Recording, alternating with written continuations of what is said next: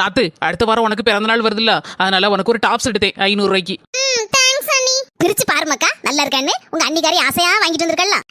ஆமா பெரிய 500 ரூபாய்க்கு டாப்ஸ் எடுத்துட்டு வந்துட்டா. 500 ரூபாய்க்கு இதே இது அண்ணன் எடுத்து கொடுத்திருந்தா 2000 3000 எடுத்து தந்திருப்பான். உனக்கு என்ன நடந்துன்னு தெரியுமாடி?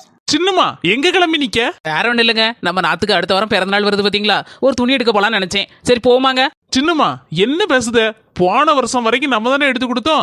இந்த வருஷம் அவளுக்கு கல்யாணம் முடிஞ்சாச்சு, இனி அவன் மாப்பிள்ளை எடுத்து கொடுப்பாரு. அதுவும் இல்லாம எங்கையில இன்னைக்கு துட்டு வேற இல்ல பத்துக்க. சரி பரவாயில்லங்க, என்கிட்ட ஒரு 500 ரூபாய் இருக்கு, நான் அதுல ஒரு டாப்ஸ் எடுத்து கொடுக்கேன். அப்படியாம நடந்துச்சு? ஆமா பின்ன உங்க அண்ணன் இப்படி சொன்னா உடனே உங்க அண்ணி மனசு கேட்காம அந்த கையில வச்சிருந்த 500 ரூபாயும் துட்டையும் கொண்டு போய் ஒரு டாப்ஸ் எடுத்து வந்திருக்கல. அப்ப அத நினைச்சு நீ சந்தோஷப்படு. ஓய பெருசா நினைக்காத டி, அவ மனசு பெருசா நினை. உங்க அண்ணன் கூட பிறந்தவன், ஆனா அவ அடுத்த வீட்ல இருந்து வந்தவதான். நமக்கு செய்யணும்னு அவளுக்கு அவசியம் ஒண்ணு கிடையாது. அவ உன் மேல எவ்வளவு பாசம் வச்சிருந்தா இதெல்லாம் எடுத்து வந்திருப்பா. அன்புதான் பெருசு தவிர துட்டு பெருசு இல்ல. என்ன மன்னிச்சிருமா, இப்ப நான் அண்ணியை நல்லா புரிஞ்சு